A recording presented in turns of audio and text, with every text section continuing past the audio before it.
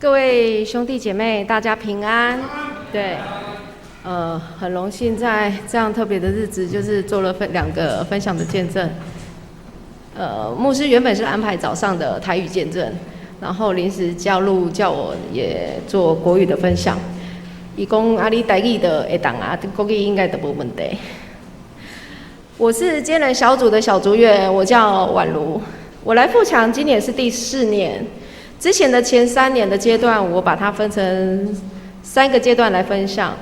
第1年的第1个阶段是观望，第2年的阶段是接纳，第3阶段是付出。在3年前的时候，我离开了我将近快40年的一个母教会，来到了我离家比较近的富强教会。我相信这是一个很特别的安排，因为我必须因为某些事故，然后我也觉得应该是要换教会了。我觉得来到富强最大不同的地方是在于，它的多了一个礼拜5聚会的一个小组聚会。可是因为它是礼拜5的时间，所以基本上对我来讲是一个非常征战的。因为为什么？你从礼拜1到礼拜5，你是工作非常忙碌的，因为我工作的性质非常的复杂，所以每次到了礼拜5晚上的时候，其实你会觉得非常的累。可是累的时候，你还要再走出去参加小组的时候，其实我都会是一直很犹豫。可是你会听到上帝的声音跟你讲说，你就是走出去，你就是走出去，你在家你也只是坐着。所以每次我在走出去的时候，每一次的小组聚会很奇妙的是，每一次你都会有得到东西。大家一定会觉得说得到了些什么东西，因为你小组你除了分享礼拜天的讲道之外，每个小组员你会分享你可能这一个礼拜发生的一些大大小小的事情，不论难过的事情、困难的事情或者无奈的事情，你觉得自己心里很纠结的事情，在那个当下，我觉得我就是可以分享出来。所以我是里面小组员一个最爱哭的人，因为我总是一边流鼻涕一边哭，一边讲着我觉得我很没有办法解决的事情。可是那是一种发泄，因为我会觉得我把每一个礼拜发生的这些事情，我到1个礼拜我做一个结束，之后的礼拜6跟礼拜天我会重新一个更新，然后再有勇气去面对我下一个礼拜所要发生的一些不知名的事情。可是当你轮到下一个小组或是下个小组，他们在分享事情的时候，你会听到说奇怪，原来他的故事会比你更惨，他遇到的事情好像比你更痛苦，所以你在当下你会变成是由一个苦难的人，感觉是变成是一个安慰的人，你会觉得自己好像没有那么的惨，我的问题点已经都变小了，自己其实是更释怀。所以在藉由每一次的小组员的去分享，我开始认识了每一个人。因为毕竟我从离开40年的教会，我来到富强这个大家庭，我不认识任何的一个人，我就是一个很陌生的人。我要怎么样去认识每一个人，就是选择去参加这个小组。那也很开心，藉由这些小组的分享，我认识了这些我可爱的家人，所以我想要把它跟我自己的家人去做结合。所以在每一次的一些活动里面，我都试着去让我的家人去认识我教会的家人，把生活跟教会还有家庭去做结合，是我一个之前的传统教会所没有过的想法。可是我在这2-3年里面，我一直是朝这个方面去落实。我觉得这是小组给我的一个力量。那我也觉得我们的小组员大家都非常的热心，我其实不用去特别的交代，他们就会有很自然的去关怀我所带来的家人，还有我所带来的朋友。在这当下，你会感受到每个人的付出都是这么自然的时候，我就会去看他们不只是在小组的去做这些活动，他们每一个人也都会是在这样的小组去做一个小螺丝的施工。那相对的，我就会自己去自省，我可以为这间富强教会来做什么？这个念头其实也是在我原本的原始教会的是没有过的念头，因为我会觉得说，我就是礼拜来这个礼拜，来得去，我的歌开始无用。所以这个念头的话，变成你要有勇气去问说，你有没有那个时间？你有没有那个勇气？我觉得只要你开口去问，我相信你的时间是你自己找的，你的勇气也是你自己生出来的。所以我开始做一些教会的小小事工。我相信每个教会藉由小组员的这个小螺丝的施工，都可以去成就很多大的事情。那我们的小组长他也很爱办活动，每一次他只要一 post 办活动，啪啦啪啦一堆的，我都是觉得我都是最后一个报名的。可是最后一个报名，我心里也会觉得我其实是里面最微不足道的一个小组员。可是当我们的组长把今天的这个重大的任务交在我身上，我也会觉得说，我这么样一个软弱的人，我有没有勇气去站在台上，去把我身上所发生的事情跟感动去分享出去？我觉得我想试看看，所以我接受了第一堂的台语，我更相信自己第二堂一定是没有问题。所以今天我觉得就是说，在观望、接纳还有付出的这样的一个经历，我相信在未来，我对我们小组的一些支持，还有大家的团队，我觉得那个是一个很莫名的一个希望。有时候你会觉得，你做什么可能是希望回报什么的时候，那个就不单纯。那我的想法是，你只要觉得你就是一直做，你的回报其实不需要被人家看到，你也不需要被人家认同，因为你要相信你看不到那个神，他会看到，这是我自己相信的。所以你只要上帝他透过一些讯息要你去做什么事情，其实你就放心的去做。那这种感觉就会是，你得到了一些爱，你要想办法把它分享出去。你分享出去的时候，它才会流动。流动的时候，你才会发现你会有更多的爱进来，那你也会有勇气去跟人家说爱，去分享爱。这是我觉得我在之前跟现在说很大不同的地方。那我也希望借着这样的一个小小的几分钟的分享，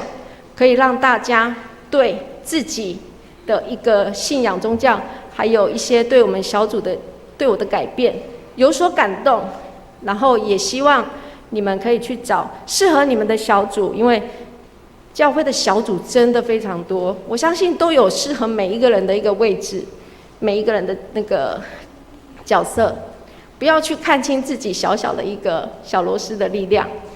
那我也很开心能够站在台上去做这样很感动的一个见证的分享，也希望说藉由这样子小小的感动，让你们的以后的生活会有所不同，去勇敢的对你们所爱的人去说爱，也把对上帝的爱再找回来。我感谢上帝让我站在这个地方，我也感谢上帝引领我来富强教会，谢谢。今天特别安排见证，是因为我们在第一堂礼拜的时候呢，有比较多的弟兄姐妹还没有习惯加入小组。刚刚婉如姐妹她有讲到说，她在原属的也是长老教会已经40年哈，那表示说她也是从传统的教会成长过来的。那要改变一个人的行为模式，改变参加聚会的形式，不是简单的一件事情。因为如果你觉得原来已经很好了，为什么要改变？但是婉如姐妹她算是一个在从富强教会是一个新进者的角度，她从观望然后参与来付出。我们都知道她真的是多才多艺哈。在几个礼拜前呢，我们圣诞晚会就是她跟综合弟兄主持的哈。她可以非常的婉如的温婉，那也可以非常的搞笑哈而且她多才多艺是她本身是那个室内设计师很会设计整个空间变得这么漂亮哈。而且我知道他对那个老屋改造更厉害，所以他还兼营那个民宿民宿，所以呢，我们很高兴我们教会有宛如他们家庭的加入他把参加小组得到的帮助，特别是分享出来，真的是很棒。那再来我们要邀请，就是这个见证小组的小组长，我们的见证执事呢，他把带领小组的一个经验分享给大家。那目的是希望我们弟兄姐妹，你把参加小组就是当成富强教会一个会有基本功就对了不是要不要有没有，而是说我不参加小组，那我还算富强人吗？这个意思来，我们热烈掌声欢迎见证执事来。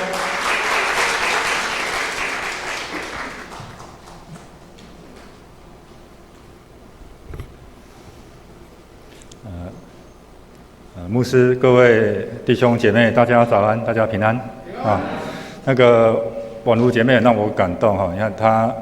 当那个设计师，然后又经营2间民宿。礼拜五我们常出旅游知道，礼拜5、礼拜6是这种餐旅业、饭店业最忙的时候。可是他还是会在那个工作忙完之后，有时候可能赶不上那个7点50分的祷告会，可是他还是会在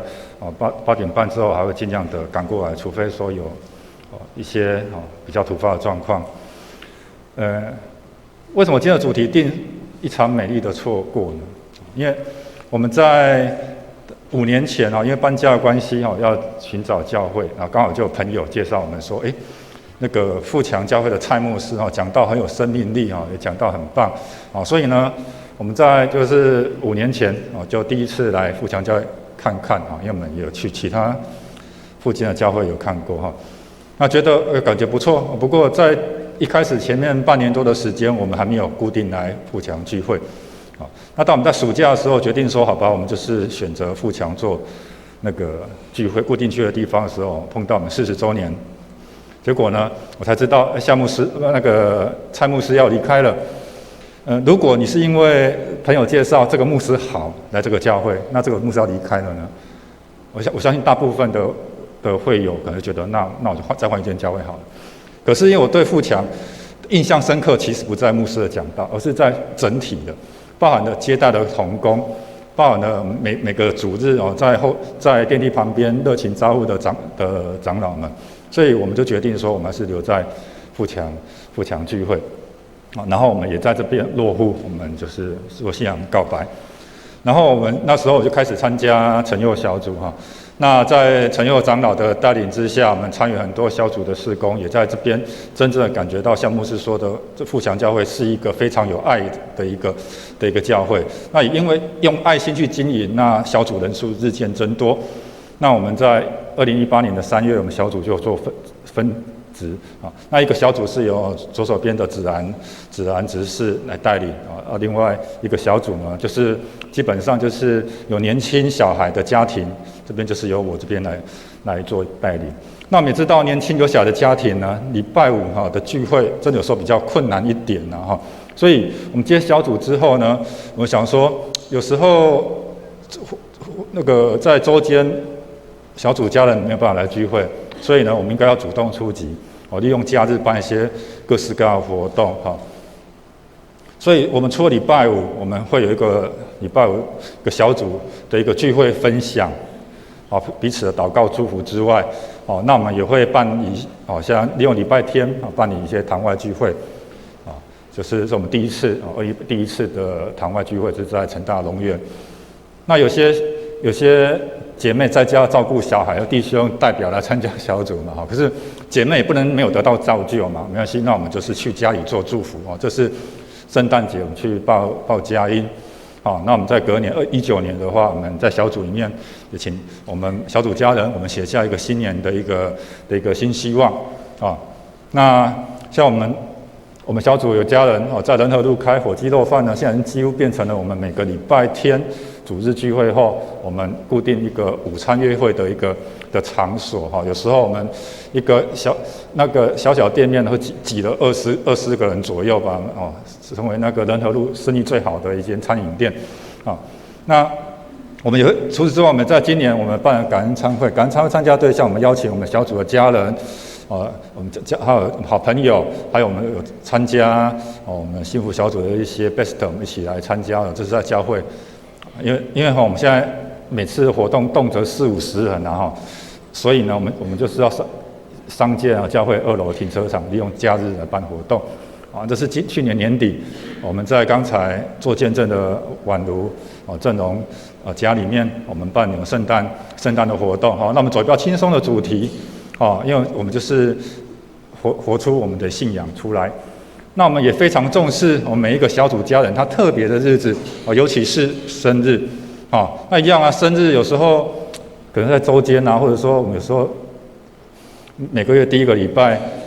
会有个庆生，可是这感觉温度稍微少一点啊，所以我们就会利用我们小组聚会的时间，我们就在教会办理庆生的活动。那一样，有些小组家没有办法来的怎么办？没关系，我们去他家里附近埋伏他，帮他庆生然后或者是快闪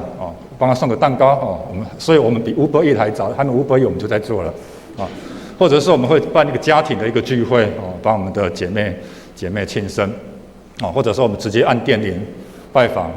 所以我们的小组真的是彻底发挥 Uber Eats 的一个精神那除此之外呢，像我们小组这样有工作上的关系，比如说那个嘉明弟兄，那是当那个导游，那么在他在出团之前，我们办活动，为他们这个家庭献上祝福因为那个弟兄在国外那个赚钱养家，那姐妹在家带小孩也很辛苦。还有我们的慧琪执事因为读博士班到美国去进修那我们也是帮他办一个活动我们就真的我们重视属于我们每个小组家人的一个特别的一个日子包含了说我们那个嘉明弟兄我们开的餐饮店，我们全家我们全小组帮他祝福，然后我们常常的去光顾帮他打气。以上所讲的感觉上都是同温层，都是小组的活动。其实我们实际的活动不止如此啦。那因为我们教会我们小组的那个龙泰弟兄他在外面一些工作所以我们也会借由他也知道很多的一些社会的一个事工可以参与所以我们在3年前我们就参与老人探访的事工。我们小组我们特别的重视老人的事工因为小孩的事工、儿童的事工大家都比较关注，那安朗拢也老了所以呢，其实我们是提早预备心所以我们连续我们有2年参与那个失智老人的一个活动。第一次参加才小组才3-4个家庭不过在第2次参加就去年10月25号，我们几乎整个小组利用礼拜天的下午的时间一起去参加关心那个失智老人的一个的活动这些都是大家很甘心乐意愿意去对我们的社会上的长者或弱势我们做进一步的一个关心跟关怀。这之外，我们也对我们小组家人我们人难免有一些病痛，我们一样展现我们的那个一个同理心跟关怀心那这是宛如姐妹的妈妈她之前生病住院，我们也是小组去她家里做探访那是去年2月份的时候，那时候疫情刚开始所以那个医院都不能探病那时候刚好那个陈佑长老刚好那个也发高烧去住院，那时候都不能进去医院探病，那我们真的弟兄姐妹还是很关心他嘛，所以我们做大字报好像偶像剧的求婚一样，就在那个奇美的停车场就那个字报对着楼上的那个陈佑长老说陈佑哥祝福你祝福你这是要从楼上因为他是刚好也是陈佑哥的生日了所以他从楼上呢拍下来的一个照片结果通常我们小组长都是关怀别人结果我们也有被关心的时候那去年的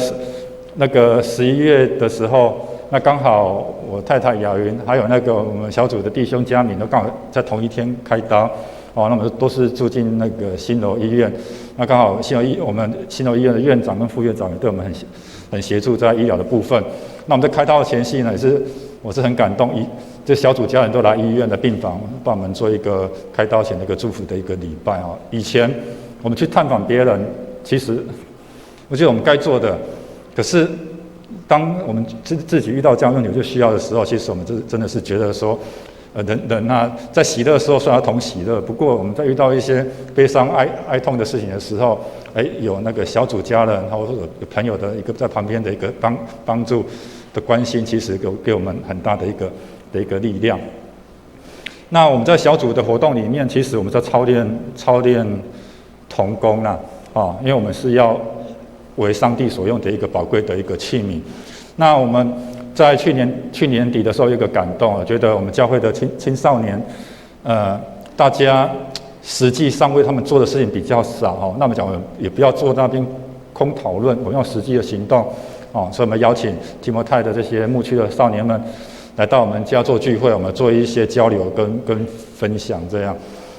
那我们也参与教会的共事营的活动，我们小组总共有10位弟兄姐妹参加，不只是参加，我们也在这个活动里面，我们也充分的当那个教学的一个志愿的一个同工，协助整个课程顺利的一个运行。那我们也参与小组的献诗，那特别今天牧师呢把原本在第2堂的小组献诗挪到第1堂，就是我们要跟第1堂的那个会众有更多的一个交流。那我们在以前我们就参与礼拜晚上祷告会的领唱的一个服事，那我们一开始呢，我们就是从我们几个核心的同工，我们先做示范。